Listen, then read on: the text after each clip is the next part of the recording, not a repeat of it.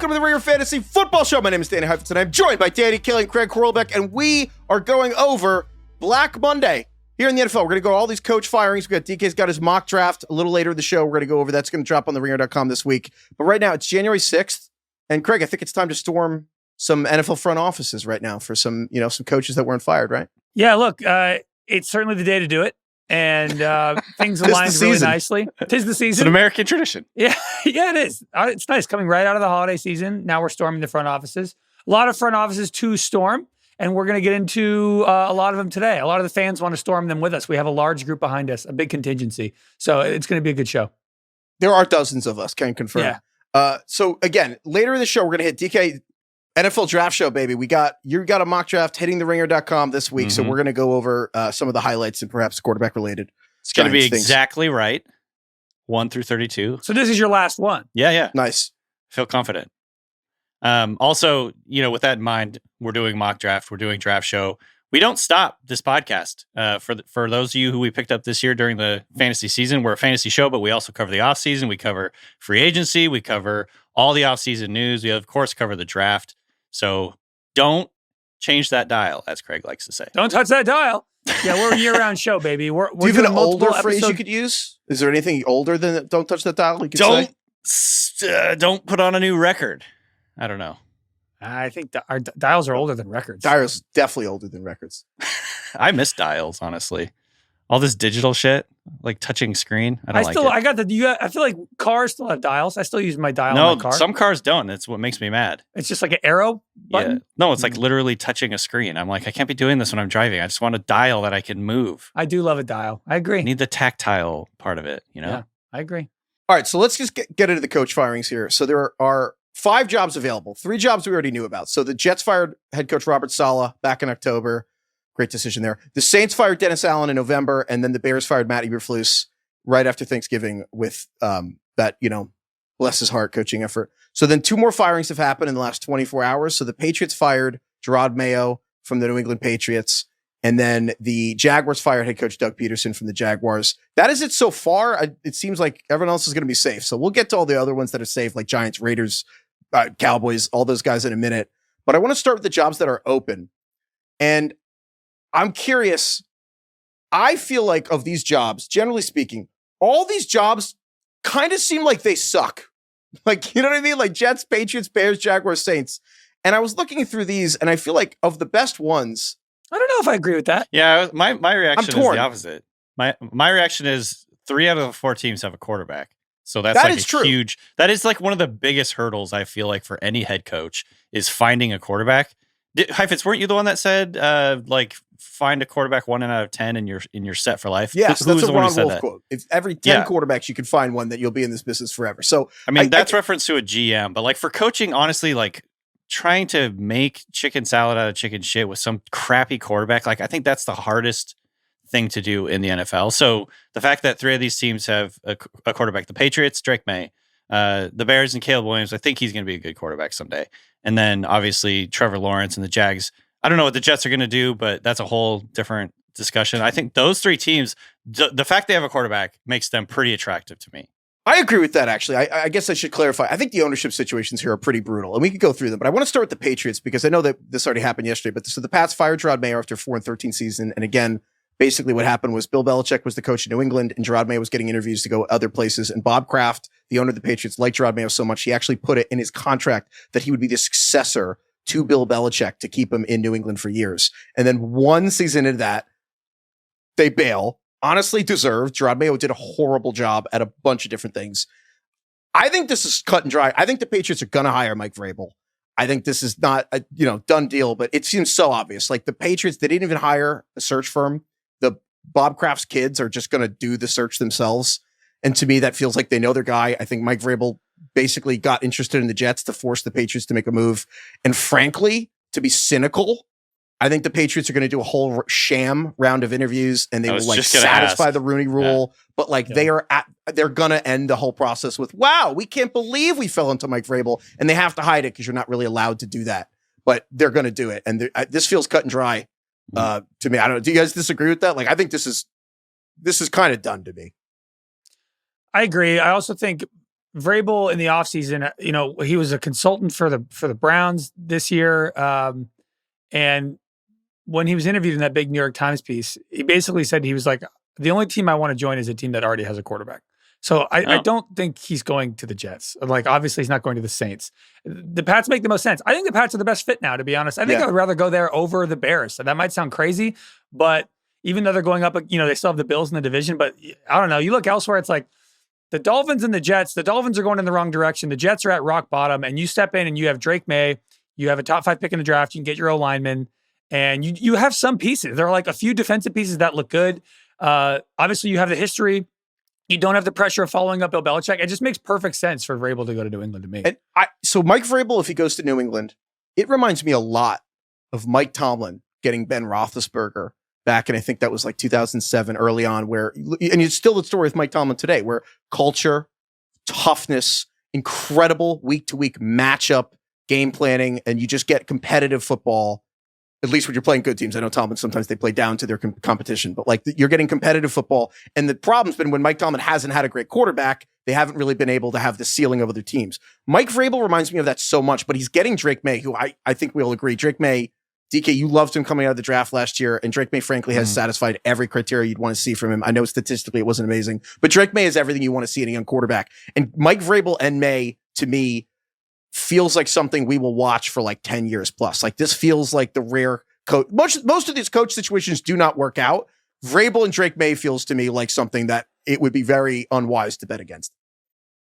Who would be the dark horse then if it isn't Vrabel here? I think I saw a report that said Ben Johnson was interested in this job as well. And I obviously think that would be interesting from an offensive schematic point of view, like putting an offensive coordinator, offensive minded guy with Drake May long term. Do you think there's any world in which it's not Vrabel, or are you pretty much just assuming at this point it is? I think it's Vrabel because he's the spiritual successor to Bill Belichick. Like there's a reason Bill Belichick has no coaching tree whatsoever outside of Vrabel, who was a player for him. Like to me, that makes sense because Belichick, I don't know. But if it's not Vrabel, I think Ben Johnson, if you're Ben Johnson, I actually think the thing that makes most sense is the Patriots or the Jaguars actually over Chicago, because I mean, Drake May a little, but really Trevor Lawrence in Jacksonville is the one that I think is most akin to Jared Goff. Like you're 6'5", or I guess Lawrence is 6'6", a gargantuan tall pocket passer but you play in rhythm and on time. Whereas I think in Chicago, Ben Johnson would be cool. But like Caleb Williams' skill set is about not playing on time. Caleb Williams' skill set is about going outside coloring outside the lines. And so I think Ben Johnson would totally want to be, I think New England's a smart choice for him to make. I also think Jacksonville makes a ton of sense for Ben Johnson. But the Jaguars, though? I don't think he's going to want to go there. So, all right. Jacksonville? Jacksonville fired Doug Peterson, and he deserved it. Like, no offense. Just because of Balky? Okay. Yeah, so weird situation. So Jaguars went 4-13. We knew Peterson was getting fired. They asked him about how can the offense improve last week, and he was like 20 seconds of silence. It was sad. Like, it was literally like he just sat there. But they kept the general manager, Trent Baalke, and like no one can believe this guy is like Wormtongue in Lord of the Rings. Like he is a snake. He's a cockroach. He survives everything. Yeah. Trent Baalke has been, Albert Breer pointed this out. Trent Baalke has been a general manager twice. Both times his boss got fired and Trent Baalke took the job. Trent Baalke, first of all, won a power struggle with Jim Harbaugh. Imagine kicking Jim Harbaugh out of a football building. Yeah. Like that was in San Francisco. Trent Baalke was part of the Jaguars front office. GM gets fired. Urban Meyer comes in. Trent Baalke spends all week with Urban Meyer and then convinces Urban Meyer that he should be the GM. Trent Baalke gets to be the GM, outlasts Urban Meyer in everything that happened that year. Then Doug Peterson comes in, goes through all 3 seasons with Doug Peterson. Doug Peterson fired. Trent Baalke somehow not blamed, even though he took Trayvon Walker over Aiden Hutchinson because Trayvon Walker's arms were longer. And then he went and gave Gabe Davis more money than Saquon Barkley, and then paid Christian Kirk so much money that Tyreek Hill and Devontae Adams immediately demanded and were granted trades because it was so much money to Christian Kirk. Like, this guy's broken everything. Yeah, the Kirk one I think is the most indefensible. That's tough. The Trayvon Walker thing, I feel like a lot of people weren't super high on Aiden Hutchinson. I feel like there was a lot of doubts on him translating to the NFL, and then that was immediately like disproven. Gabe Davis stings a little bit too. But man, the Christian Kirk, giving Christian Kirk all that money. Kirk and Gabe Davis both had their best performances of a season against the Jaguars, and the Jaguars then paid them in free agency. Literally, like Trent Baalke just pays whatever receiver plays well against Jacksonville. That's the free agent plan. He also gave Zay Jones a lot of money. It's crazy. And so here, it's actually insane. Brian Thomas saved his job. There's like almost no metric in which he's been good. I feel like I don't understand this. He has like compromat on. He stumbled into Brian Thomas and he traded back and got Brian Thomas, which true. is crazy. But that's safe. It is insane. And also, I think it's weird because I wonder if keeping Trent Baalke cost them Ben Johnson, because it already came through the tea leaves that Ben Johnson didn't really want Trent Baalke to stay. Now we'll see, because Ben Johnson, I think, has been linked to the Jaguars. But isn't it now reported that Shad Khan says that the head coach is going to report to him and not Trent Baalke, which is already a super weird situation? Isn't that the new? Some teams do that. I think I'm a big believer that they both should report to the owner, and it depends. It depends on the situation, who the coach is and who the GM is. But I literally imagine you're Ben Johnson, you may not be a coordinator, but imagine you're walking into this job interview and you're a very popular candidate in the cycle. And in the room are Shad Khan, his son Tony, who runs a WWE or like a wrestling startup, and the analytics department for your company, and Trent Baalke. Wow. And like those are the three people. And Trent Baalke, who has defeated Jim Harbaugh, defeated Urban Meyer, outlasted Doug Peterson. And you're like, no, he's just going to report to Shad. Don't worry about him. And I'm like, isn't that a weird thing to walk? Like Ben Johnson. This is what I'm talking about. Why would you take this job if you're Ben Johnson? You've been playing the long game. Well, what else are you going to do? You have the best position of like almost any offensive coordinator in years in terms of positioning yourself to be a hot, like, candidate for a head coaching job. He's been playing the long game. He has like the perfect situation. He is in, as I like to say, the catbird seat for all head coaching candidates. Why would you go to the Jags? I don't understand it. I think it would make zero sense to me if he did that. Where you think he should go to Chicago? I think he should not. I think he should. He would. I would rather. If I was him, I would rather go back to the Lions and go to the Jags. He should just stay again. He should just stay. 100%. I obviously agree with that. They should just pay him the same amount as Dan Campbell, and they should just stay there forever and be the best team. He's gonna just like reminisce on like how great he had his time as a Lions coordinator. Like you could do worse. I know that sounds insane because these guys want it, but part of me is like, I don't know. You never know, right? Situations turn around fast. He turned down Washington, and Jaden Daniels looks like quarterback you really wish you had been part of. So it's funny, but you never know. Yeah. But if you thought he was creeped out apparently by Washington because he said they were basketball guys, because it was like, Josh Harris owns the Sixers, and then what's his face, the Warriors. Well, I can never remember his name. The Warriors GM. Bob Myers was involved, the Warriors GM, the former Warriors GM, and so he turned that down. I'm like, this is a weird situation in Jacksonville. Like, it's like a cockroach like Trent Baalke lying around and being like, don't worry about him. It's a weird situation. And then, but if I was a head coaching candidate, I would not. But you look at Chicago, but the flip side though with the Jaguars is everything else about it's an amazing situation, other than the franchise kind of sucking. But like that's why coaches get fired. It's like you're never going to get a perfect situation. Everything else about it, Lawrence is.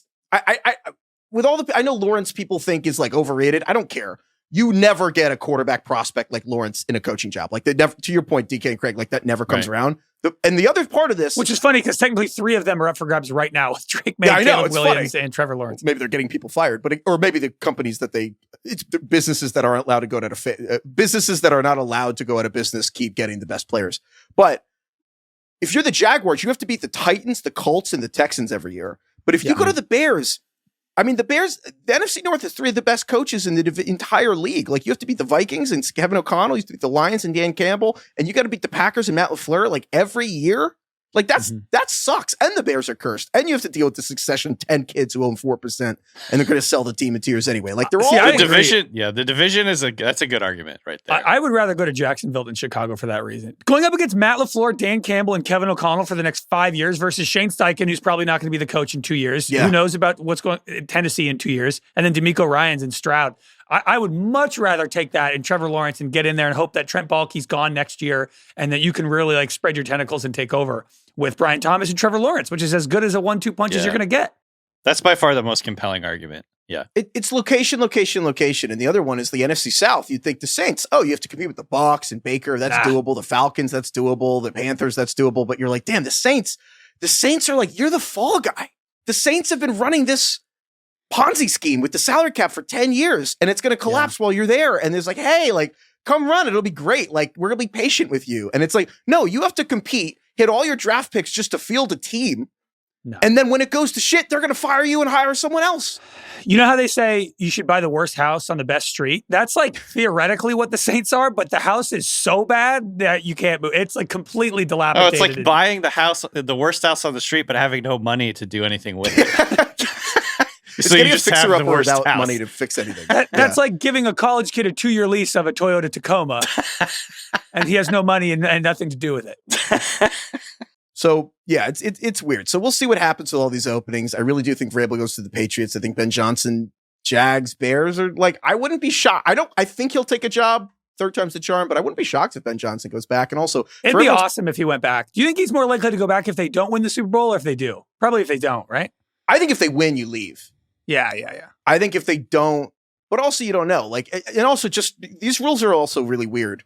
So the coaches, I believe, coaches now can't interview until after the divisional round because there's a whole weird politic to this too, where obviously you want coordinators from like the good teams, but the good teams play in the playoffs. You can interview virtually before the divisional round. You can't interview in person until after the It's weird because while these guys are game planning for the most important games of their entire careers, they're also prepping for job interviews and getting no sleep. And so there's always like doing their interviews and like on Monday after they win a playoff game. And it's like, oh yeah, you won the wild card round. And then it's like on no sleep, you prep 8 hours to be like, here's what I would do with your franchise, Mr. Arthur Blank or whatever. And like, if they're sleep deprived and like, what a terrible system for everybody involved. So then you postpone it to the divisional round, but that just leads to more backroom dealing. So the whole thing's really weird, honestly. Anyway. That's never made sense to me. I guess you can't just wait till after the Super Bowl because then that would just leave a month of not being allowed to interview coaches, right? You can't have that. Pretend like billionaires will let their franchises hang in limbo for 2 months. They will either backroom deal the shit out of it or just never hire anyone on the good teams if you enforce it or just strike deals. That's why the Eagles are so pissed at the Cardinals for Jonathan Gannon because the Eagles were in the Super Bowl in Arizona. And they're like, are you going to take the Cardinals job? He's like, nah, but they're in Arizona for the week. Guess who became the Cardinals head coach like 2 days after they lost the Super Bowl in Arizona? Jonathan Gannon. They were pissed. And so it's like, you think it's a coincidence John Gannon was in Arizona for a week and then like became the Cardinals head coach? Like they're all messing with each other's guys. They're like, why are you hanging out at Michael Bidwill's house? He's like, what? I thought I turned my location off. Yeah. Exactly. So. But it's also weird because Vrabel can get hired immediately because he's not a current coach, right? Yeah. So, but you still have to satisfy the Rooney Rule, so you would have to interview other people before you can hire Mike Vrabel, right? Yeah, and I think that's the thing with the Rooney Rule too, where it's a well-intentioned rule. Like if the league is 70% black, and there's it ebbs and flows between some years there's 2 black head coaches, some years there's like 6. I mean, we're at the point where there's more black general managers actually than coaches, and so you would want to force black candidates into the job pool. But what ends up happening is while players have this whole hiring process of meritocracy, coaching's like any other job where it's like, oh, I know a guy who knows a guy. And like, you kind of have an idea of who you want beforehand. And so it's like, it's a good natured rule to satisfy the criteria. But the reality is it hasn't led to significantly more diversity because these are 70 and 80-year-old billionaires. They're already deciding who they want for the most part before it even starts. So it's like you check the boxes and then you kind of hired who you wanted the whole time. That's what Brian Flores' lawsuit's about, is that Bill Belichick texted the wrong Brian. He texted Brian Dable congrats before Brian Flores had interviewed because he just had Brian in his phone and just texted the wrong Brian. It sucks because these interviews become just boxes you have to check more than anything. Yeah. It's a very weird process. Do you know does a virtual interview satisfy the Rooney Rule or does it have to be in person? I think as long as you interview him, virtually is fine. That satisfies, So we'll see. There are certainly good candidates. So we'll see. Did you guys read Brian Flores's like whatever it is, his lawsuit? The lawsuit? The complaints, yeah. Like I haven't. It's been a couple years since I read it or whatever, but it was like basically the whole thing was a sham. I think he specifically was referencing the Broncos who brought him in. He was like, John Elway was super hungover, like all this shit, and I'm like, obviously this has to be all proven in court, but I'm like, this is the most believable. The Broncos defense literally has to be like, dude, John Elway's always like that, man. Like, come on, like, but. It's tough. And also, I mean, the other things that have been alleged in this are like Brian Flores was offered. I mean, Stephen Ross, the owner of the Dolphins, offered like $100K a game for Brian Flores to lose, like in cash under the table. Yeah. And that's crazy. But then that goes back to the Miami and like why certain teams stay the way they are. And I'm like, we got an old owner who just wants to see championships. But you look at Miami, who kept Chris Greer, the GM, and Mike McDaniel, the coach. I think we all think Mike McDaniel's a good head coach. We look at the Dolphins, you're like, how does Chris Greer have this job? Can I tell you the truth? The Dolphins have too many legal issues to fire Chris Greer. Like the Dolphins not only have the Tom Brady tampering thing and the Sean Payton tampering thing, they're actively being sued by Brian Flores. You think they can let Chris Greer go? Oh, you're saying you think he like knows of too many skeletons in the closet to get fired right now? Yeah, you're gonna fire Chris Greer? You can't fire Chris Greer because he like missed some 4th round picks. Are you fucking kidding me? Like they can't do that. What? Why? Just you're afraid then that he would go public with a bunch of dirt? Yeah, he knows everything. He knows where the bodies are buried. Yeah. But if he gets fired and goes public, and who would hire him? Who would hire a rat? Wouldn't That's it be fair in his enough. best I'm interest just to not saying, do why that? go through that? Like, I also think, I just don't, look, Chris Greer, I don't think he has to get fired because of his record, but like, I don't know. At the end of the day, the point is that there's a lot that goes into it and it's complicated and there's a lot of football that's complicated, but a lot of it still is people and you're working for like 80-year-old, as Mike Lombardi used to say, $1 billion lemonade stands. A lot of weird stuff going on. So with that said, do you guys want to get to some of the coaches who stayed? Like, frankly, like the story to me is like what didn't happen. Like most of these teams kept their guys. Why don't you start with your team? Dude, actually, before I say, so the Giants kept Brian Dable as head coach. They kept Joe Schoen as the GM. Do you like that the Maras are acting in a way where it feels like they are more worried about the perception of them being a messy franchise than them actually just liking and believing in Joe Schoen and Dable? I like how you said that. They're more worried about not being the Jets than they are about being the Giants. It's really true. Yeah, they're like, we want to be the Steelers. Like, really, they really do want to be the Steelers. I mean, John Mayer called Saquon this week. It was like, so you made a commercial about what I said about you can't fall asleep if you go to the Eagles. Oh, I'm sorry. I saw that. That was bold. Pathetic. Good for Saquon. Before I even say anything, what do you guys think about the Giants keeping Joe Schoen and Brian Dable? Because I'm obviously biased. I'm curious what you guys think.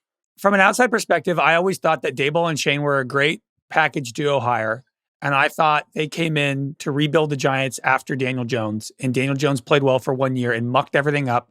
And they re-signed him. I think the last year has been obviously not great based on Saquon and a lot of things that they've done in the front office. However, part of me still is like, I think Daboll's a good coach. And I would like to see what he can do with a fresh start on the team, which is why you brought him in to begin with. What do you think, DK? I don't know what to think, honestly. I do not have a strong opinion on Joe Schoen.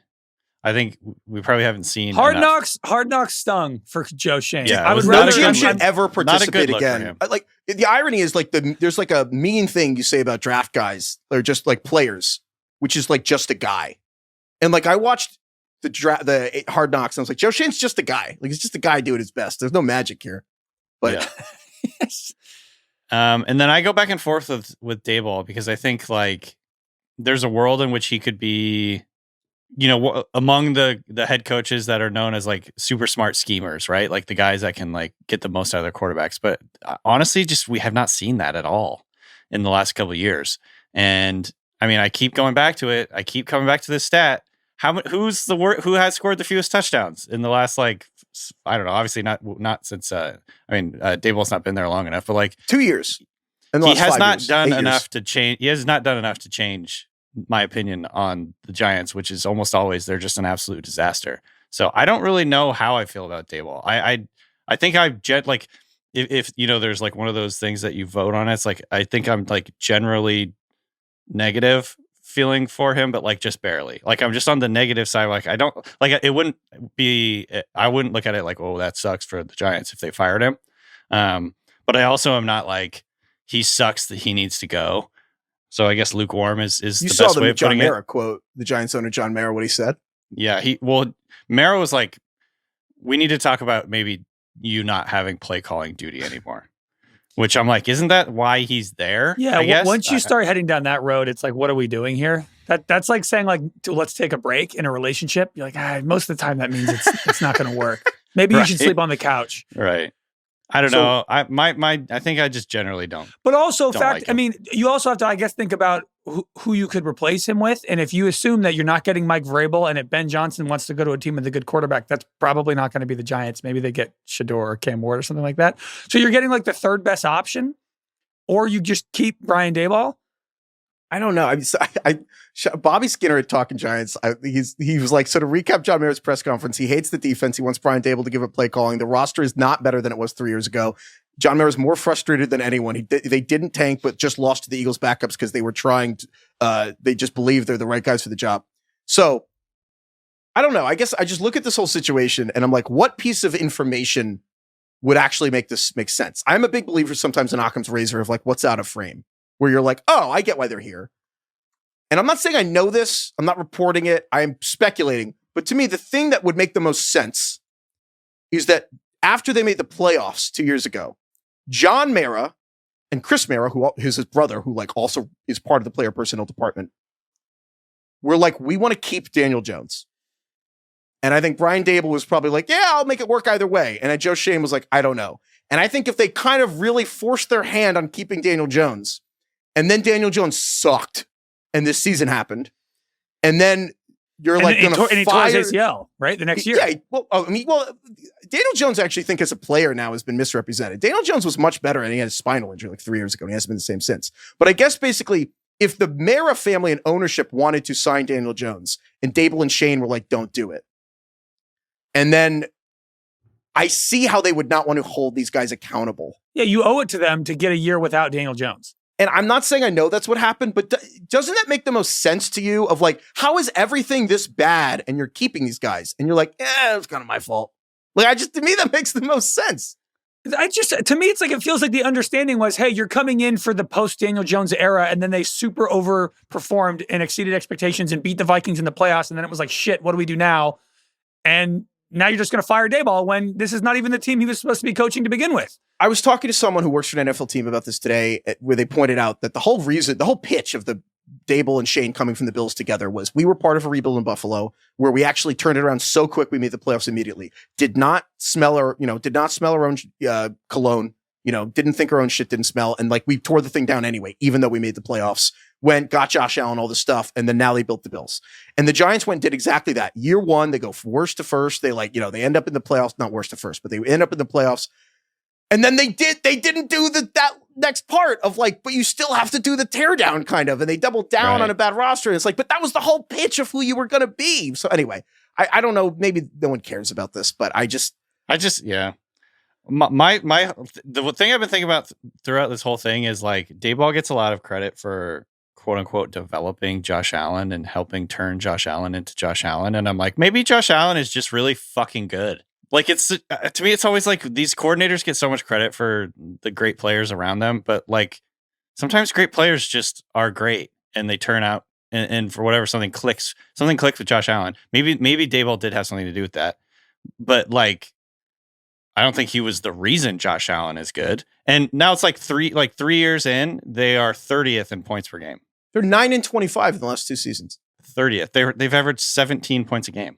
Feels like coordinators only get credit for ruining quarterbacks, but not for propping them up, right? Like Dable got a lot of credit for Josh Allen, though. He got the job because of Josh Allen. Coordinators always get. Coordinators a lot of times get credit. Like look at like. But I'm saying Canales, by your argument, you're saying that if a quarterback ends up being really good, we shouldn't give credit to the coordinator. But if a quarterback ends up being really bad, we can bash the coordinator. No. What I'm saying is, I think a lot of people gave Daboll credit for Josh Allen, and then we're 3 years into this Giants thing, and he hasn't really shown much evidence of like turning any of the quarterbacks on that roster into like good quarterbacks. You know what I mean? Like at some point you're like, okay, maybe Josh Allen was just really good. I'm not saying you shouldn't ever give credit to offensive coordinators, but I'm saying this Josh Allen thing was now 3 years ago, like 4 years ago. Yeah. And to me, I haven't seen a lot of signs that he's like this genius play caller that can get the most out of the quarterbacks that he's gotten. They won a playoff game with Daniel Jones. I know, but but the Vikings, that defense was horrific. Regardless, they made the playoffs and they won a game, and then he tore his ACL the next year, and he's been playing with who? I mean, who has he had? He's been playing with Tommy DeVito. It was solid. It was shoestring and bubblegum, and I'm interested in seeing what Dable can do with like. We'll see. I mean, maybe we'll get a quarterback and we'll see. I would say this, and then we can move on. I'm doing that thing where like when my parents pick one side of a political argument, I just take the other for no reason. For some reason, I find myself defending Brian Dable. So this was 2022, right? When they went to the playoffs, they went 9-6-1. Yeah. Daniel Jones threw 15 touchdowns that year. I know, but they basically and he was like basically good because he ran a lot. Yeah. Like, to me, I'm like, this is not like super savvy quarterback development. This is he like ran for like 700 yards, I think, that year. But they would learned you the argue wrong that lessons that's from that? The lesson from that season was not we should build around this guy, and I don't know how. I agree. To me, it was like, wow, he managed to do what he could with Daniel Jones. There were two things, and then we can move on. I would say that the Giants' problems are the biggest problem they have is that the Giants' personnel problems that no one ever talks about is one of the owners of the team works in personnel, and so does one of the son-in-laws. And that may or may not be a common theme in some of their issues is like people who cannot get fired run the department. And like after 10 years of this over 4 head coaches, how long until you're like, maybe that's the problem? It's hard to, at some point they're the only consistent or variable. And then the other thing I'd say, I think the reason in one sentence to me why Dable is still here and so is Joe Schoen is the Giants came really close to firing Tom Coughlin at the end of the 2006 season. Really close. And then they kept him and Tom Coughlin won the Super Bowl and then he won another Super Bowl and the entire modern Giants history changed because they did not fire Tom Coughlin when everyone wanted them to and he changed as a person. And I think that right or wrong, that is weighing very heavily on John Mara that they did not fire Tom Coughlin. You don't want to gain the perception that you're this kind of cold feet, can't commit to anybody, quick turnaround, fickle. Yeah, you don't want that. Steelers 3 head coaches since Richard Nixon. Giants 3 head coaches since COVID. So Well, how many playoff wins have the Steelers had since 2016? 0. Less than the Giants. All right. So the other team that made a change that did not make a change. The Cowboys are keeping Mike McCarthy. His contract was up, so they're going to bring him back. I wasn't surprised by this as that much. I mean, so Dak Prescott got hurt this year, and the Dallas lost 10 games, and so basically Mike McCarthy has a sandwich where when Dak Prescott's been healthy, 3 straight seasons of 12 wins with the bread quarterback. Second best regular season record other than the Chiefs in that stretch. Yeah. And like with the 2 seasons Dak Prescott got hurt in his first and most recent season for McCarthy, they lost 10 games. And like, that just seems, but I don't know if you guys saw this, but Brandon Graham, the Eagles defensive end, he's like one of the leaders of the Eagles, but he's hurt. So he's like not, so he did Sunday pregame for ESPN on Sunday for week 18. I actually love when players in the league who are like out of the playoffs or got hurt do media. I think that's great. Wasn't he the guy that was talking about AJ Brown and Jalen Hurts being not friends anymore? And he's the one. Yes, he's the one who just said, like AJ Brown should probably do better job talking to Jalen. And so Brandon Graham went on and they asked him, do you think the Cowboys should keep Mike McCarthy? And Brandon Graham has this like big shit-eating grin on his face. He's like, oh yeah, I definitely think they should keep Mike McCarthy. We just love the rivalry. I would, keep that going. We would, What do the opposing fans in the division think the Cowboys should do? That gives you your answer, dude. Heifetz, we what do you should start a consulting firm, and that's all we do is we just talk. This is it's like the new polling thing. It's like you remember how during like the election, it was like you don't poll the person who they're going to vote for. You poll the person on who they think their neighbors are voting for. Yes. And there's like, for whatever reason, it's like there was more accuracy in looking at who people think their neighbors are going to vote for versus who they say they're going to vote for, because I think people lie and just a million other reasons. This is like the new most accurate thing to do if you're like a search firm for a head coach is like, just ask the opposing fans what they want it's the same thing to do in the game. It's like on if it's 4th and 4, it's like, what do the fans not want you to do? It's Costanza Consulting. Just do the opposite. We should literally open Vandelay Consulting. Yeah. Art Vandelay Consulting. We should charge teams $250,000 a pop. And we should literally, all we do, John Mara and the Giants hire us, and all we do is talk to Eagles and Cowboys and Washington fans. We're like, should they keep Dable and Shane? And everyone's like, yeah, keep them. We're like, they're gone. This is how that French guy made like millions and millions of dollars betting on the election. Did you hear about this? Vandelay Consulting. We basically hire spies in every city to go around and ask all the fans what they want, and they report back to us, and that's how we make our decisions. Anyway, Heifetz, you're a Giants fan. Do you think it'd be funny if they keep Mike McCarthy? Oh yeah, definitely. Would you be more intimidated and scared if they hired, one of these like up and coming, for instance, like Liam Cohen? Or no, obviously I'm not that Ben Johnson. McCarthy. Jerry's the thing. They'll never be good as long as Jerry's kicking. Jerry Jones, I think what Jerry wants is a pain sponge, like Succession. Like he just wants to run the team and have fun. And Mike McCarthy's his little pain sponge. Did you see about Landman this week? Oh, I did. Can I just say, everybody needs to relax about his acting chops. The man was clearly reading off a giant cue card. Wait, the I entire time. actually had Carlos. Will you play the beginning of this monologue he gives to John Hamm in the hospital? Now, I'm not saying I've done anything right, but I made my mind up a long time ago I was going to work with my kids. They're involved in everything. They're involved in my leasing, oil and gas, real estate. And so when I got to Cowboys, I got it so that we could all work together. I thought I was doing it for them. But the one that got the most out of it was me. Craig, come on, man. You just have a little black heart if you can't enjoy that a little bit. It was great. It was weirdly good. It's a weirdly good scene. It cuts to John Hamm in a hospital seat and Billy Bob Thornton sitting on a window next to him. I'm like, I don't watch Landman. I actually don't consume any Taylor Sheridan shows. I've saved a lot of time in my life avoiding those, I think. But Landman looks sick. I'm going to start. Yeah, sure.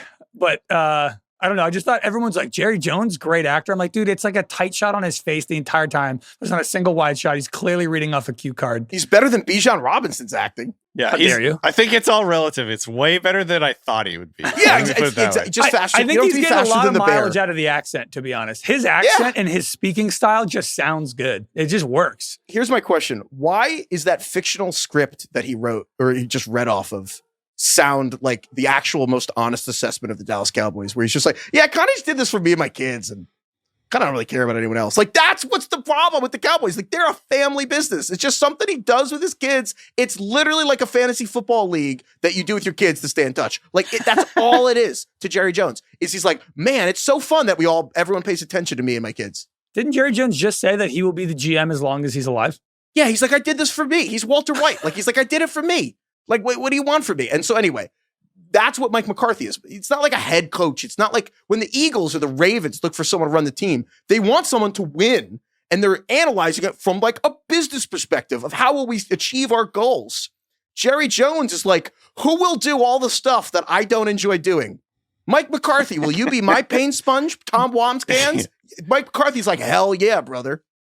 Yeah, he doesn't actually want the coach to run the team. He just wants the coach to be like the figurehead. Bill Parcells came and he couldn't help he wanted to tell Bill Parcells everything to do. Anyway, so the Cowboys, yeah, sure, keep Mike McCarthy the pain sponge. That's fine. The pain sponge. By the way, sponge. Just got a tweet, Adam Schefter. Chicago Bears have sought permission to interview Cowboys head coach Mike McCarthy and are awaiting a response from Dallas. What the fuck? The Bears are weird. I think the Bears are just bad. They're just really just a bad organization. They're bad. If I was Ben Johnson and I saw that, I'd be like, I'm out. Yeah. Can I ask you guys, imagine if you're the Bears and you're looking at other teams' head coaches that you want to interview. And you're like, you know who I want? Mike McCarthy. What is that even about? I guess that's them saying, I guess that's basically the Bears being like, he is like Caleb Williams is like Aaron Rodgers, and we want Mike McCarthy, who coached Aaron Rodgers, even though Aaron Rodgers kind of hates Mike McCarthy. Who's running this search for the Bears head coach job? Is it Poles? Does he get I think it's control Kevin of this, or Warren who was the Big Ten guy who left, and then I mean Kevin NFL Warren teams, lemonade stands, guys. Again, they're businesses that are not allowed to go out of business. Like, you walk down any street in any city and you're like, oh man, that place has changed over 2 years. It's like, yeah, things go out of business. The NFL, none of these people are allowed to go out of business. It's crazy. Okay. There's something off there. I'm worried. I just get sad. I'm so sad thinking about the Bears now. I know. They're just doomed. It is funny to see that at the highest level, the richest people in the world cannot fucking run a company. That's my biggest issue with conspiracy theories, like the Illuminati, and they're like, the rich control everything. I'm thinking, have you met these people? Like, no fucking way. No chance. The Raiders kept Antonio Pierce too, which I'm kind of like, I was wondering about this too. And I'm like, I guess this isn't super official. It's 4:00 Eastern. Maybe they could still go, but I think Antonio Pierce is going to stay. My read on the Raiders finished 4-13. It kind of was a mess. He's probably the worst game. Him and Gerard Mayo, frankly, were the worst game managing coaches. I think it's related that they were really good linebackers. I think that makes for like really bad coaching decisions because you trust your defense to get a stop with your irrational confidence of a linebacker. But like, that's not your job as a coach to be irrationally confident your bad defense will do something. So led to a lot of bad decisions. I honestly kind of wonder how much of Pierce staying is that he really wanted Jaden Daniels because of the Antonio Pierce, or the Arizona State connection. And that just looked good in retrospect that he wanted Daniels so bad. And then they also wanted Michael Penix, and the Falcons just sniped him. And I almost wonder if it's kind of like, yeah, we wanted these two quarterbacks. We didn't get either, so we had Minshew. It sucked. But like, it ages well that your head coach wanted those two guys who seemed pretty good. And I wonder if it's kind of that simple. And they're like, all right, we'll get you a quarterback and try again. But it's weird. I think it's also just, I mean, when you get down to brass tacks, like, can they afford to fire him? I don't know what his contract like Mark is. Davis physically, like he actually can't afford to hire another coach and pay a ex. Or, although I guess he's interim, so maybe he doesn't even have a contract. I don't know. Well, not interim anymore. He has a contract. Well, because remember, so everyone has no money in this scenario where Mark Davis is like one of the poorest owners in the league because he just inherited the team from his dad, and then Antonio Pierce has such legal issues with these like car dealerships he's underwater with. He's getting his wages garnished. He's getting his wages garnished or something. So it's just like everyone involved can't really afford to keep losing the checks. And I don't know what because coaches like contracts are not necessarily public, I don't believe. So I don't know exactly what his contract says, but I get the impression maybe they just like can't afford to hire some glitzy new coach and pay an old coach money for not being there. You know what I mean? Like maybe they literally can't do that. Just to linger on that for 1 second, I don't actually know, but like when teams cut a player, for the most part, they don't keep paying the player. Like the player is not getting any more money, and anything about dead money is money they already got paid. When the teams fire a coach, you keep paying the coach to not work for you. That was the problem with Dave Tepper and the Panthers. At one point, he was paying 3 coaches he already fired, looking for a 4th, like cats in the wall, and it's always sunny. So, like honestly, a third of the time you're wondering why your team didn't fire your coach, it's because you can't afford it. So that's a good call, DK. And I got confused. He's not an interim. He is the head coach. He was interim last year, right? So I'm remembering the that was last year timeline correctly here. Okay. So the other team that just held on, Shane Steichen and the Colts. The Colts are keeping Shane Steichen and they're keeping GM Chris Ballard. They released a statement where Jim Irsay was basically like, "I'm pissed and I'm paying attention and we're gonna keep him." Colts finished 8-9. Basically, the handling of Anthony Richardson from basically October on was a disaster. And I don't know. I feel like this team is still reeling from Andrew Luck 8 years ago retiring, DK. And also, I feel like we'll remember this season as the year that Anthony Richardson was taught how to be mature by Jim Irsay. Yeah. You are who your friends are, or something like that. Isn't there like an old expression? You are who you hang out with. It's tough with Joe Flacco in the building because Joe Flacco does seem like kind of a consummate professional. He's 40 years old. He's like been in this game so long. And him sitting here watching Anthony Richardson this whole season, I feel like has just been like truly like a father and son situation. And you're like, don't want your son to screw up and go down the wrong path. Did you guys see that interview of Joe Flacco when he was asked what advice he would give to Anthony Richardson next year? Yeah, he basically was like, he sounded like any guy who's 35 talking to anyone who's 22 and kind of hates their job. Yeah, but that's like that's the reading between the lines thing that like is really worrisome is like he's essentially Flacco is insinuating that Richardson like doesn't appreciate what he has. Yeah, he started seeing it as a job. It wasn't working as hard as he should. He wasn't like, out. Yeah, exactly. He exactly clocking in, clocking out. He wasn't viewing it as like, I don't even like a privilege that you're the quarterback. You're one of the quarterbacks of an NFL team, and quarterbacks are expected, above all players in the building to be like the hardest working guys, the most, disciplined, the guys that are like being, I guess, like the face of the organization. And I think the insinuation here, and this is like now an accumulation of multiple things that have happened throughout the year, that it's like, if you read between the lines, basically it's saying Anthony Richardson not putting in the work that he needs to as the coach or as the quarterback and as like the leader of the organization. It's so there's just enough. I feel like there's enough little like cookie crumbs or whatever breadcrumbs. Yeah, sorry. That we can kind of put together what's going on here. I think you add in the fact he pulled himself out of a game, which I've never fucking seen from a quarterback ever, because he was tired, and then he admitted it. Like there's just a naiveness. Yeah. There's something like he's 22 years old, whatever it is, but there's something going on there where like he's clearly not stepping up. Or I don't know if that's clear, but that's what I think is happening. No, it is. It's concerning when basically it's like, yeah, he was tired, so he left the game, and everyone's like, yep, that's a representative illustration of his work. And so the Athletic, Zach Kiefer at the Athletic had a great story last week that, man, it's kind of like the kind of empty the notebook like stories you get when coaches get fired, and you kind of get it all like at the end of the season. It's kind of like there are a lot of amazing details in there. Including stuff like, DeForest Buckner, who's like a defensive tackle. He was huge for that Niners team, and then they eventually traded him, but DeForest Buckner is like a leader in the team. And apparently he told Anthony Richardson straight up, quote, "I signed an extension here because I believed in you. You have to do your part," which is just a brutal thing to hear from a veteran. And the other thing that I couldn't believe was Zach Kiefer, they highlighted this quote from Billy Napier, who's the coach at Florida, who has his own issues, but he was the coach at Florida.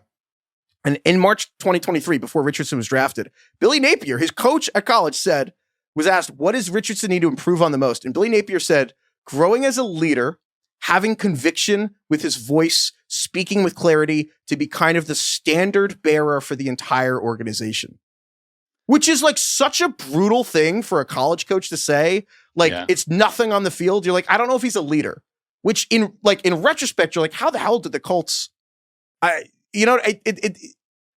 It's quite the leap of faith that they took. And Chris Ballard in this story, the GM of the team literally said, I couldn't believe this quote. He literally said, quote, I wish we had not played him as a rookie. Yeah. Ballard said that. Things are not looking good. Colts would be like one of my top bets to kind of enter a tail slide and fire everybody in 2 years and be one of the worst teams in the league. So it's just Richardson needs to be a pro, which is a brutal thing to say about a quarterback, but he needs to do what Josh Allen did. He needs to go to work with Carson Palmer's brother and like just redo his footwork and redo all this stuff and like get his mechanics. And you have to make up in the offseason for the lack of reps you're never going to make up for in your career. And then Chris Ballard needs to make him do that because Chris Ballard's going to be fired if Anthony Richardson doesn't work. And then Shane Steichen just needs to hope that happens. I don't know. So the Colts are kind of a mess. But yeah, I think the theme though of all these, looking at all these things, big picture, I feel like the theme is a lot of rookies save these people's jobs, to be totally honest. Maybe less so in Indianapolis, but I look at the Giants.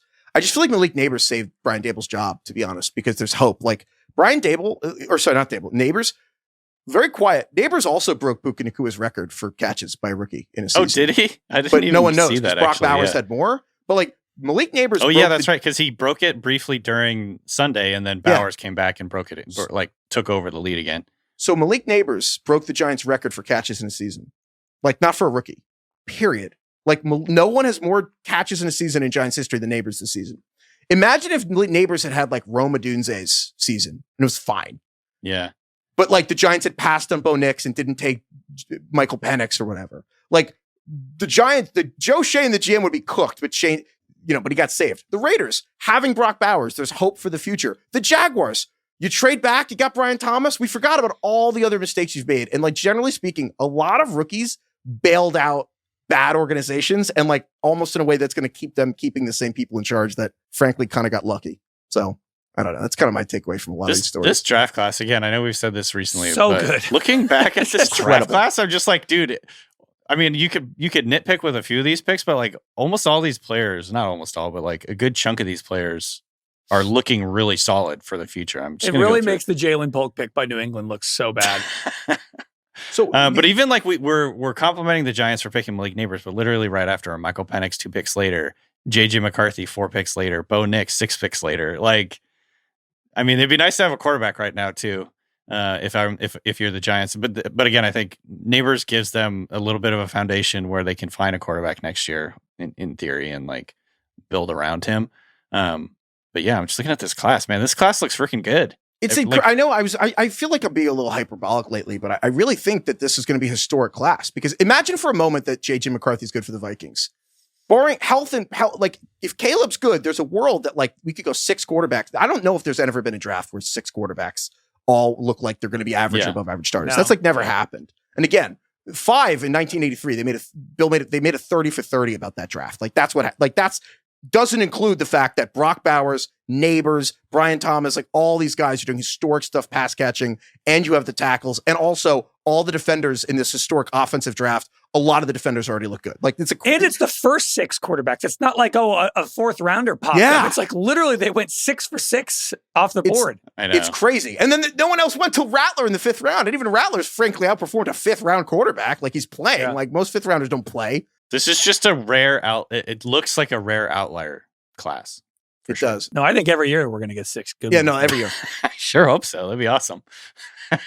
Okay, so speaking of the draft, let's just get into the draft right now. We turned this whole show into the Ringer NFL draft show. So if you don't follow, hit the follow button because it's the only time we ever ask is when we're about to change the actual title of our show. We don't want to confuse anyone. So hit the follow button. But yeah, so DK scouts a frankly ludicrous We're the amount of only people. podcast that changes. Look, it's weird. It makes HBO sense. did it. HBO went to Max. That was a clear success, right? Everyone loves that HBO dropped Max, and everyone loves that we drop fantasy from the title. It makes perfect sense. Find a new slate. Yeah. So drop the fantasy. Just draft show. Okay. Yeah. Anyway, So, DK, you have a mock draft coming out on theringer.com this week. Again, 100% correct. Each pick. 100%. Yeah. So just why even watch the draft? Or Congrats in advance, honestly. Great job. Thank you. Thank you. Sick. So I just want to run through some of the highlights here, starting with first pick, Tennessee Titans. You gave them Shedeur Sanders, quarterback of Colorado, son of Dion. I did it. I gave that team that player. Can you give us the God damn. Sorry, it just sounded so funny. You gave them Shedeur Sanders. delivered. Thank you. You're welcome. Why'd you do Shedeur over Cam Ward? Good question. And actually was talking to our buddy Easton Freeze, who covers the Titans. He's in the thick of it, has been talking to like the fan base, has kind of like, I think, his finger on the pulse of the fan base. And I was basically like, what is the vibe right now in Tennessee? Who do they want?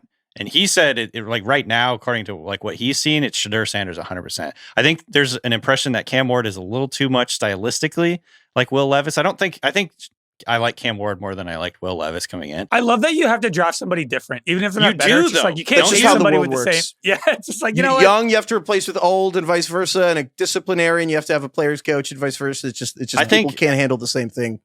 Shedeur fits what the offense is supposed to be with Callahan. I think like playing on time, accuracy, toughness in the pocket, getting the ball out, distributing it to your playmakers, like kind of the opposite of what Will Levis has ultimately become, and he's just like a wild horse out there, just doing whatever he can to like stay alive, kind of deal. Shedeur is going to like go in and like run this offense, I think. So I think that's like the impression why people like him. I think there's obviously like he's been able to handle the limelight, the whole like circus that is the Deion Sanders show. Is he is he handling the circus, or are they the circus? Like I am the storm. No, my impression is he's handling it well. He comes off very mature. He's not like super mercurial or whatever. I don't know like inside that building what he's like, what the impression is like, but like I think outwardly he's done a good job of sort of being, a calm factor in that storm or whatever. So I don't know. Look, there's still a long time for this to go. And there's actually reports out today that the team really likes Cam Ward. I will say that makes me just think it's not Cam Ward, because this feels too early for them to like have that decision made already. You know what I mean? Like, I think Heifetz, didn't you say like the Falcons didn't decide they liked Michael Penix until like March or early April? Well, it was clearly after they got Kirk Cousins. Right. So I don't know. I think all these teams have to go through the entire process. There's a reason you do interviews. There's a reason you do all the testing. There's a reason you have them talk to, like every coach and go into the background and trying to figure out who they are as a person. That's like the hardest part from our point of view, is like trying to figure out who these people are. Well, luckily they filmed everything that's happened to Colorado since they got there, and it's all just wonderfully magically available on all the documentaries. Just watch a reality show. I would give him a B on the maturity at best. I think there's some things that are a little weird to me about Shedeur. Like, I don't know, the things that are maybe just alpha quarterback mentality that I couldn't fathom of what it's like to do that. I do think the things that Shedeur has that he does not get credit for, really high football IQ. Like, I think Shedeur, like, he just, I don't know, the 2-minute drills are just, he just really has he looks like his father was an NFL Hall of Famer. Like, he just understands the game. It's very slow for him. I also think Shedeur Sanders is tough as fuck. Like, Shedeur is a tough son of a bitch. Like, I mean, it's kind of like Daniel Jones, where like no Giants fan who even hates Daniel Jones will say anything other than Daniel Jones, but his like body on the line. Shedeur Sanders is out here in bowl games just taking shots. Like, he really like stands in the pocket and delivers. I feel like the question with Shedeur is the extending plays, right? It's kind of like, it depends. Beauty's in the eye of the beholder, where I think some people say, oh, he has this like, not Mahomesian, but like he has this Mahomesian quality of like, he's really good at extending plays to create something downfield. And some people will say, holy shit, he does not get rid of the football, does he? He's going to take 1 trillion sacks. And I think that's going to be like a Rorschach test for him throughout this whole cycle. Right. But yeah, I think all that, clocks with me. I think again, to me, it's like, this is not a situation where I'm like, my immediate reaction is like Shedeur Sanders should be the first pick in the NFL draft. But this is the situation now. Like, the Titans probably have to take a quarterback. And I think he or Cam Ward are going to be the 1A and 1B in my mind for this draft at the quarterback position. And I don't think there's anyone really else that's that close, or at least right now. It's interesting because, but I think stylistically, this one just makes more sense to me because of the style at which they play, and the the Cam Ward being a little too close in style to Will, not even close, just like, prone to making like a head scratching play, intermixed with all the like cool stuff that Cam Ward does. Like he'll make a throw where you're like, okay, what was that? So Cam Ward Cam Ward, the quarterback from Miami, the most passing touchdowns in the history of college football, passing yards in the history of college football. I think he's like third or fourth in passing touchdowns. Started his career at Incarnate Word. Right. And then like transfer to what was at Miami and the Hurricanes, which is like, that's like the entire spectrum of football. I feel like is Incarnate Word to Miami Hurricanes. But Cam Ward has the calmness in the pocket that like Lamar Jackson does without like any of Lamar's athleticism. Like, how Lamar will just stand and there's like Trey Hendrickson, who leads the league in sacks, is like coming at Lamar and it's like a train. He's not getting out of the way. Like he doesn't care. Cam Ward kind of has that like irrational calmness in the pocket. Yeah, absolutely. There's a clip floating around on Twitter where he literally just stand like he how quarterbacks will bounce on their feet when they're like behind the pocket looking for something. He literally just like stopped and just stood there. Like Tom Brady used to do this every once in a while where he would literally just stop and literally not move. But I think that's like, it goes to what you're saying where he's just really cool. Collected. He has some insane Houdini plays where he like escapes pressure. You don't understand how the fuck he got out of there. Cam Ward does. And Cam Ward does, yes. Not Tom Brady. But yeah, I think and he's a 5-year starter, which, looking back now, like Jane Daniels did that, Bo Nix did that. And it's like there's something there where just getting live fire reps on the football field against defenses. Yeah. There does seem to be like, I think a miscalculation I've made a lot in the past is confusing. If you needed that many starts to be good, that's concerning. And that was my issue with Kenny Pickett. And I think that's true, but there is also certainly clearly a level where if you have played this much college football, like Bo Nix having the most college starts ever, there's like, you are going to be tall enough to ride the ride if your habits are professional enough. Heifetz, you've mentioned this before, but there's so much that goes into playing quarterback. Even before you snap the football, there's like a checklist that's like 20. You do 20 to 25 things every 40 seconds to just play, right, to then before snap the ball gets snapped. So I think that's like a good gut check on how hard it is to play quarterback and why the experience matters, why having done this a lot of times, having the reps is so important. Because now you're going out on an NFL field where everybody on the other team is the best player you ever faced in college. You know what I mean? And so there's just a massive jump from college to the pros, and having that experience, having the muscle memory of just doing it, of saying plays or whatever it is such a huge advantage. I think that's a huge reason that Bo Nix is doing so well, is just he's like essentially a pro. He's been doing this for years. So we're gonna go on this. So you get the Titans, Shedeur Sanders to start, and I think we're gonna have a lot of time to discuss what Deion Sanders' involvement in all this is going to be. For right now, we don't know, so we can keep going on that. But then number 2, you gave the Cleveland Browns Travis Hunter out of Colorado. This one was like me just defaulting to, I don't know if they're going to be willing to take a quarterback because of the quagmire they're in at the quarterback position.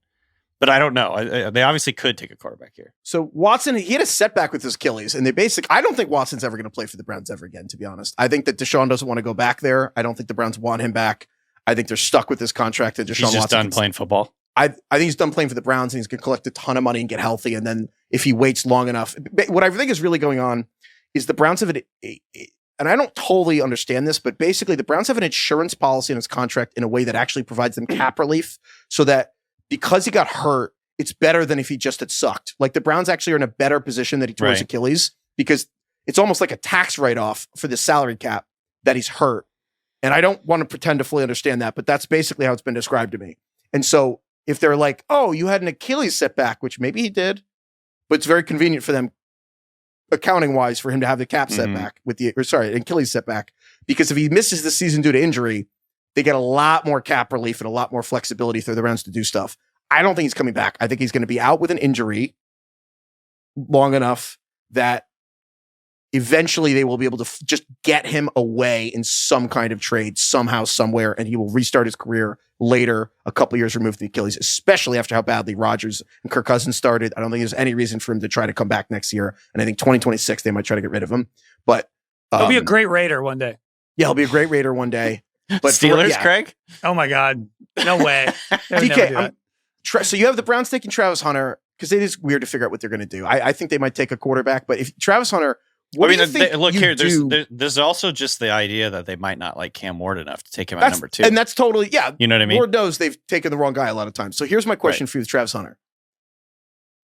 Do you think he can play? And again, Travis Hunter just won the Heisman Trophy because he was an elite cornerback and elite receiver. Do you think it's possible for Travis Hunter to do that in the NFL? Do you think he could be actually like a top 10-ish receiver and a top 10-ish cornerback at the same time? Or do you think he's going to have to pick? I think it's possible, but unlikely that he's going to play like every snap of a game. You know That's what I mean? ridiculous. Yeah. That would be poor coaching to even try to have him do that. I feel like you think it's ridiculous? I don't know.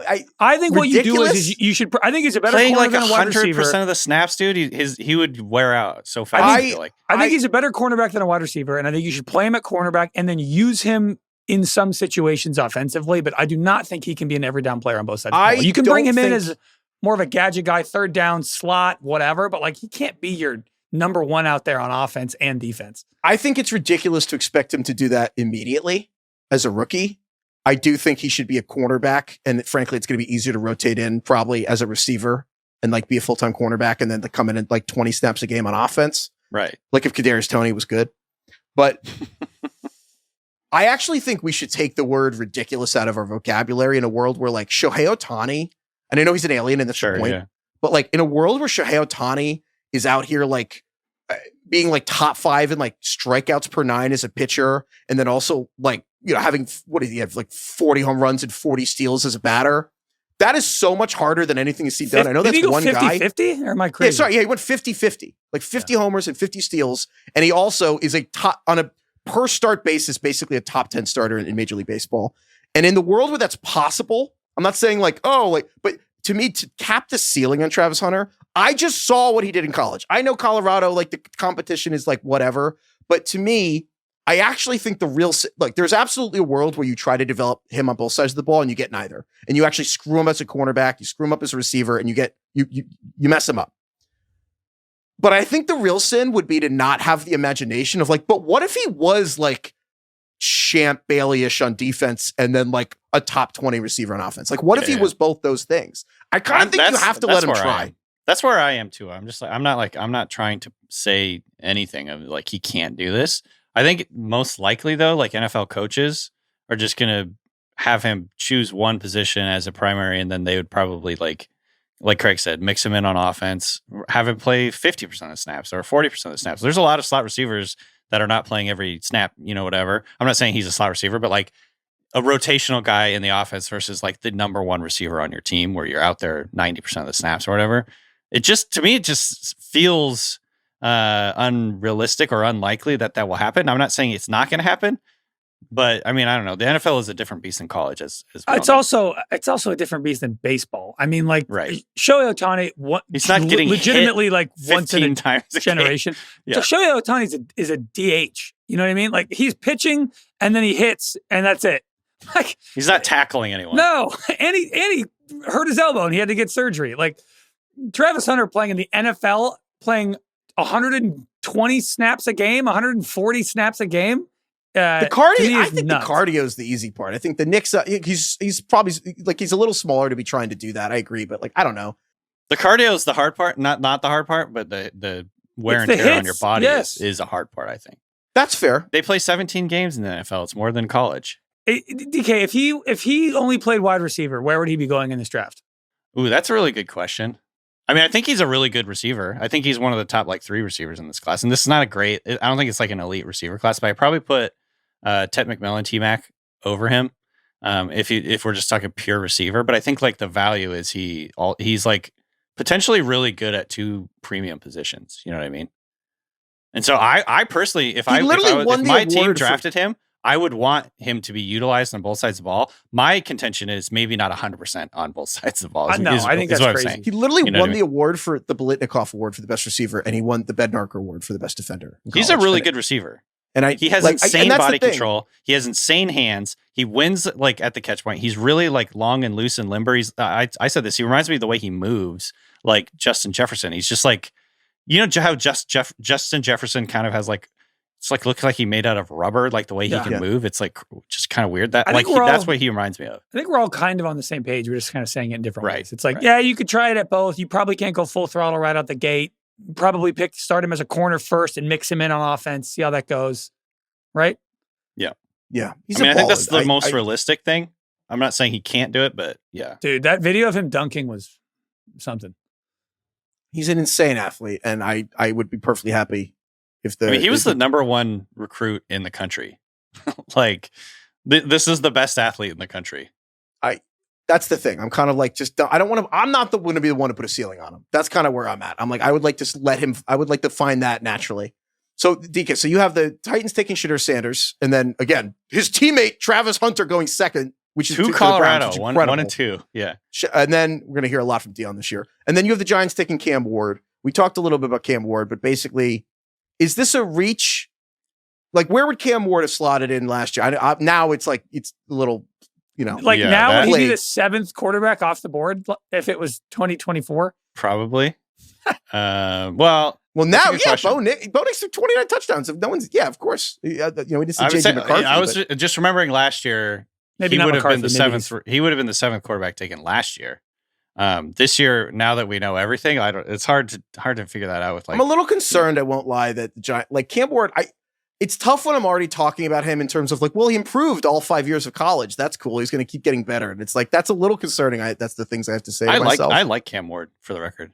I do too. I think he's a baller. He'd be better than anyone who played quarterback for the Giants this year. I mean that. Like, I think he could have stepped from Miami to the Giants and been better than Drew Lock, other than that game where Drew Lock cost us the first pick. That's a low bar. I would say I don't think this is like a huge reach because quarterback is just such an important position. And like Heifetz has said so many times, like no one fucking knows anything about what you know what I mean? Like I think he's got the skill set to be good in the NFL. That's like the only argument I can see as to why you should do it. Because I feel like no one is super thrilled with Cam Ward, but it's like maybe that's just the argument to do it. People didn't like Josh Allen. People didn't like Justin Herbert. Exactly.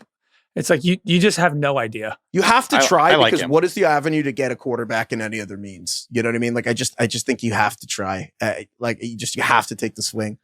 Yeah. If the Giants did take him at number 3, I would be excited for you, Heifetz. Like I would be like, gonna like Cam Ward. I'm excited. This is fun. This is really cool. Yeah. That would be really fun. Okay, so then rolling through some of the rest of this picks, and again, DK's mock is going to be up on theringer.com on Tuesday. So some of the other picks here, you have the Patriots are at 4th. You have them taking Will Campbell, the tackle at LSU. I mean, this one, they need to protect Drake May. He's clearly good. I mean, whoever the coach is, Ben Johnson, Mike Vrabel, like they're going to want offensive linemen. Like Vidarian Lowe's not going to get done at tackle for the Patriots. So I think that one's a no-brainer. And I think, by the way, before we move on too far, Austin's pointing out Deion Sanders did play corner. He was an all-pro at corner and caught 36 passes for almost 500 yards and 4 touchdowns. Is that the ultimate ceiling that we could see in reality? Like 500 yards? That's my thing with reality. You know what reality is? Deion Sanders 35 years ago 1996 had a pick 6 on Monday Night Football, and then the next day hit a home run in the World Series. In 24 hours, he did that. Right. Like, we're allowed to... that wasn't even that long ago. You know what I mean? It is cool that he's connected to Deion Sanders. Yeah, like, I'm just saying, like, and that guy is teaching this guy to do it. Like, and that's where I'm like, I'm not betting against Travis Hunter playing the same sport a lot. Like, Deion Sanders, he played the World Series. Yeah, that's fair. He was Defensive Player of the Year or whatever. I don't know. I still think that's not the same, but... How is it? But, like, why? It's literally different people. Why? Playing football twice is not the same as playing football and baseball. I just think that's not the same thing. I think football and baseball's way harder. Like you're gonna be a baseball player and a football. Those are different, unrelated teams. You're misunderstanding me. I'm only speaking about physically what's harder, not like skill wise. It's harder to hit a baseball or something. I'm saying strictly the toll on his body, the wear and tear. Playing baseball and football, not close to playing double football. The physical toll, sure. But I also think the fear that he could get injured is not worth justifying the fact that you could have a great cornerback that will probably be the best receiver on your team. Like, let's just say the Giants, let's say the Browns take Travis Hunter, and he plays cornerback for them. I think Travis Hunter's better than fucking Jerry Jeudy, dude. Like, you know what I mean? It's like who are you gonna start? Like, it's like Cedric Tillman gets hurt. You're gonna roll out someone other than Travis Hunter. You're not gonna give him a package. Like, he's on the team. That's all. No, I like we said, you absolutely should use him because he can do both. But all I'm saying is, like, I don't know if you can just throw him out there and have him play 2 positions for immediately. We'll see. It'll be fun. The fact that it's even possible to talk about is insane. Dare to dream, Craig. Dare to dream. Yeah, she was a little bigger. Yeah. I can't get over Deion Sanders had a pick six on Monday Night Football, then hit a fucking World Series. Dude, Travis Hunter's between the legs dunk that he did like a month ago. There's like 15 starting point guards in the NBA that can't do that. Yeah. And then, so the next tier you have here, DK, I think the Patriots taking Will Campbell at tackle makes a ton of sense. And then there's a group of guys that I think I would put all together. You've got, and it's all in a bucket, right? You got like, the Jags could take, Ted McMillan and like pair him with Brian Thomas, or the Raiders have Will Johnson, a cornerback out of Michigan, who's incredible. And the Jets, Mason Graham out of Michigan, a defensive tackle that I think, frankly, I think everyone in the Big Ten's happy that he's not in Michigan anymore. Panthers taking Abdul Carter to Penn State, who's just doing the Micah Parsons cosplay of all the people who weren't 11 at Penn State.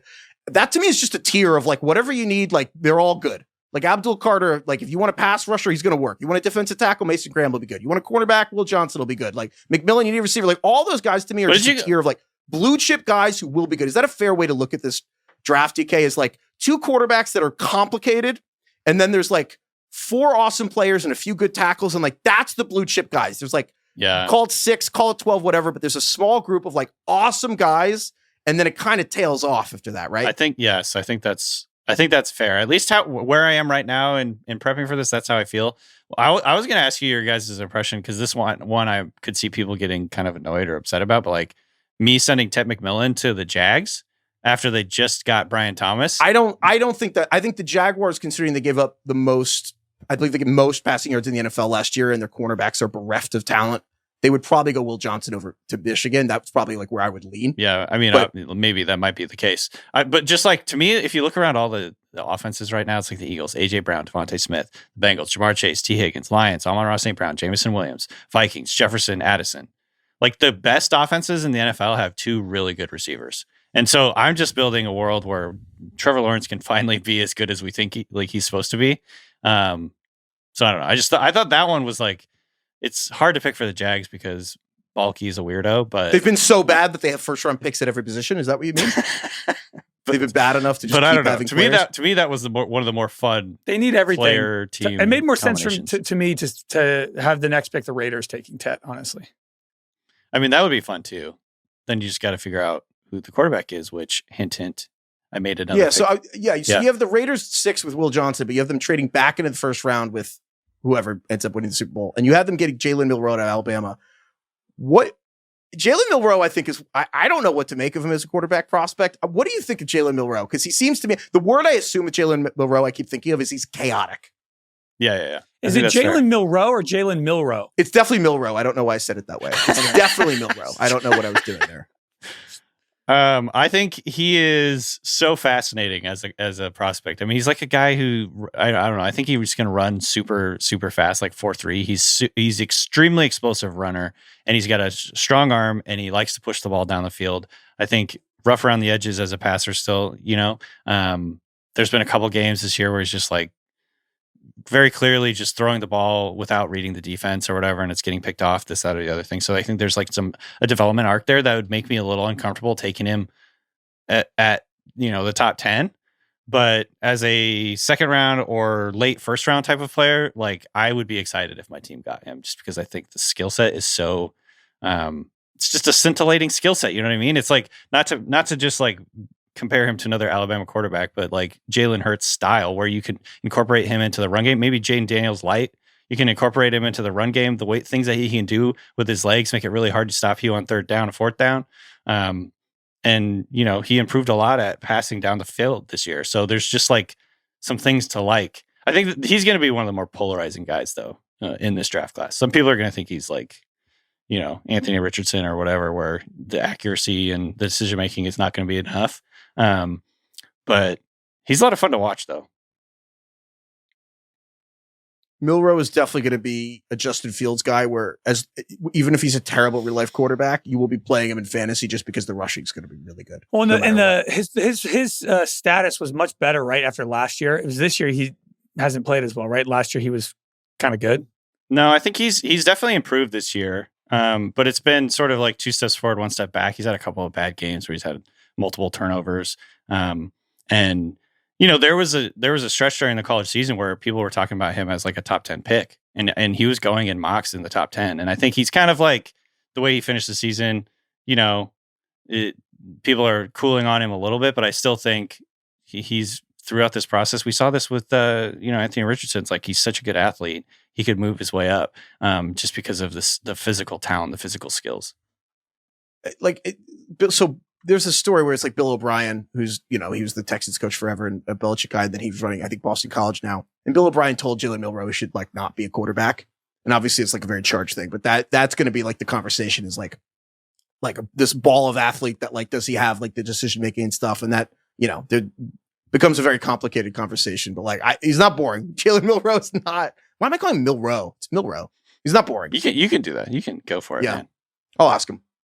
Okay. So a couple other teams I wanted to hit here in this mock, DK, is honestly, it's just the teams themselves. The Bengals have the 17th pick, which again, the Bengals missing the playoffs is brutal. They needed like 100 things to happen. Everything happened except the Chiefs beating the Broncos. So the Bengals are out of the playoffs. And you have them taking edge rusher Shamar Stewart out of Texas A&M. Yeah. And they just need a pass rusher. Frankly, you could put any pass rusher here because Bengals need defense. And they kept Zach Taylor as head coach, but they fired their defensive coordinator, Lou Anarumo. And I think, I'm not surprised Taylor was safe. Like, again, this is a team that kept Marvin Lewis without a playoff win longer than the Iraq War. It's like Zach Taylor made a Super Bowl. The offense was incredible. But this is a team that I think, frankly, Lou Anarumo he basically was sacrificed because the Bengals have developed one defensive starter in 3 years.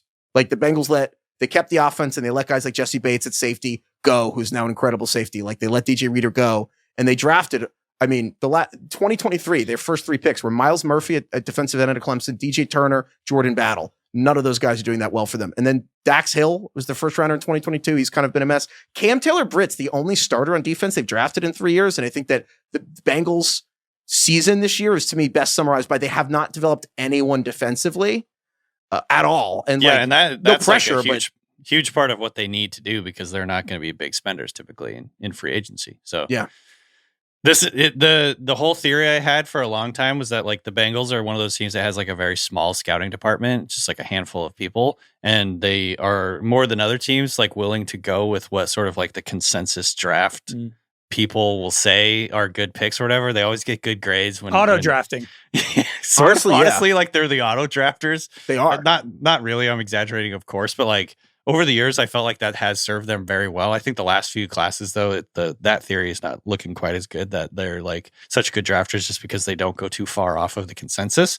But yeah, I think Heifetz, you nail it though. It's like this is what happens to a team and to any team really, but like especially a team like the Bengals who aren't going to go spend huge money out in free agency typically, is if you like flub a couple draft classes, like that can set your team back like multiple years. It's really, really hard.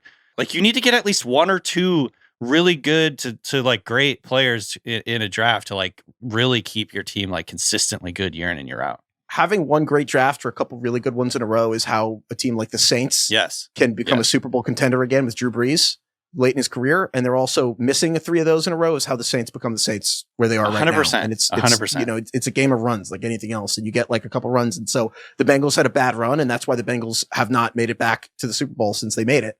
And so, this is tough for free agency, but the dirty secret of free agency for the NFL is that it's not fun because all the good ones don't hit free agency. The Bengals are not going to let T. Higgins go. I really think they're going to re-sign Jamar Chase and T. Higgins.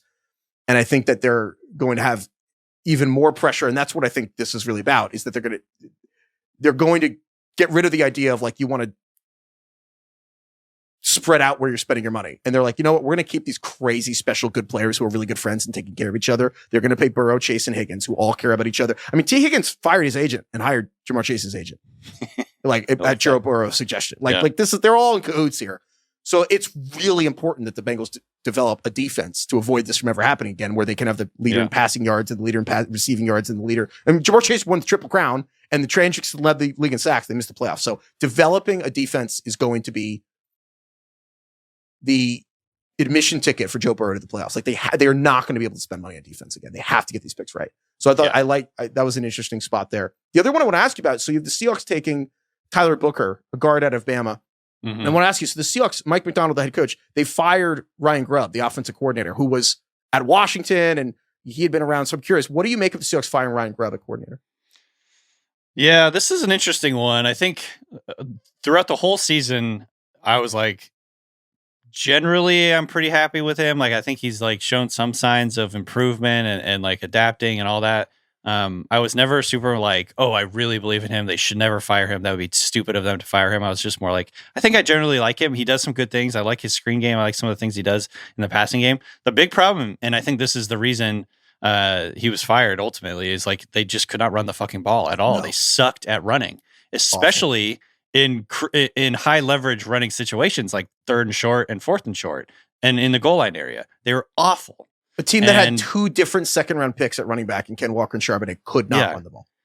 And I mean, honestly, it's like maybe that's not 100% Grubb's fault. Clearly, their offensive line, the Seahawks offensive line, is awful. It has been. I mean, Heifetz, like I make fun of you, like you've never rooted for a Giants team that you want to actually win games.